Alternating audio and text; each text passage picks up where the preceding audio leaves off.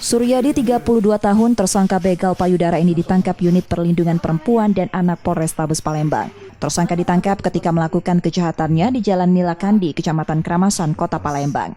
Menurut keterangan polisi, tersangka mencari korbannya dengan mendekati korban dengan sepeda motor, lalu memegang bagian dada korban dari belakang dan kabur. Tersangka yang akan kabur, motor yang dikendarainya kehabisan BBM, ditangkap warga dan dihakimi. Jadi betul sekali, ini kan ada istilah lagi kan bilang begal payudara. Padahal itu perbuatan cabul atau perbuatan asusila di muka umum. Kita kenakan pasal dia 289 dan atau 281 ayat 1 dan kedua KUHP. Pelaku ini kita amankan. Alhamdulillah pada saat memang petugas ada di sana dan memang kebetulan ini lagi habis bensin istilahnya motornya.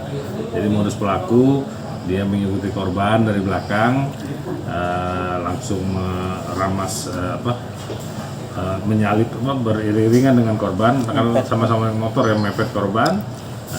Salah satu tangannya langsung meramas payudara dari korban.